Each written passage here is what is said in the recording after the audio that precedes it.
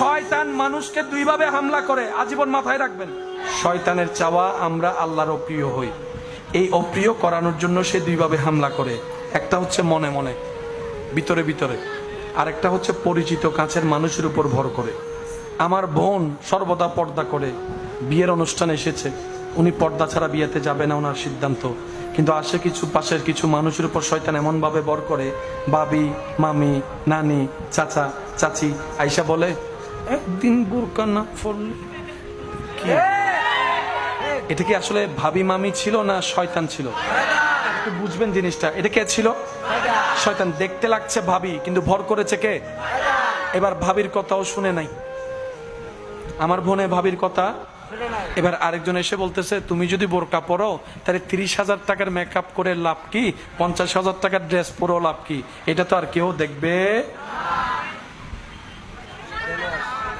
কারণ পর্দা করলে খুশি হবে কে? পর্দা না করলে না খুশি হবে শয়তান। শয়তান আল্লাহর কাছে বান্দাকে কালার করার জন্য ওই আশেপাশে এমন মানুষকে দিয়ে বলায় যাদের কথা লজ্জাই হলো রাখতে হয়, মানতে হয়। এবার এটা যে আপু না, ভাবি না, এটা যে শয়তান কেমনে বুঝবো? সূত্র একটাই, যেই কথা, যেই কাজ, যেই পরামর্শ, যেই দুঃখ, যেটা করলে বান্দার রব নারাজ হবে, প্রত্যেকটা কথা শয়তানের। এখানে সিগারেট খাই যে মানুষ আসেনি, হাত তোলার দরকার নাই। সিগারেট খাওয়া ভালো না খারাপ? নিজের জন্য খারাপ, অন্যের জন্য টাকাও লস। বলেন না রে ভাই, টাকাও। যারা সিগারেট খায় তাদেরকে কখনো সুযোগ পেলে জিজ্ঞেস করবেন, ভাই, চাচা, কাকা, মামা, আচ্ছা সিগারেট কি আপনি ধরেছেন না কেউ ধরাইছিল? একটু মনে করে বলেন তো।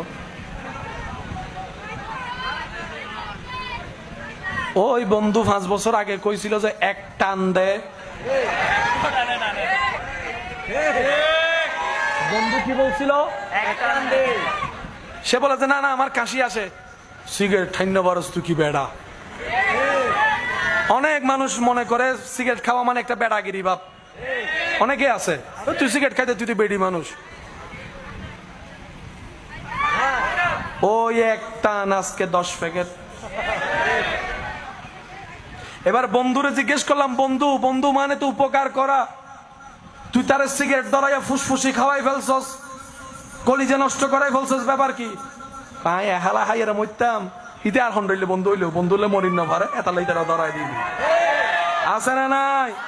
আছে না নাই?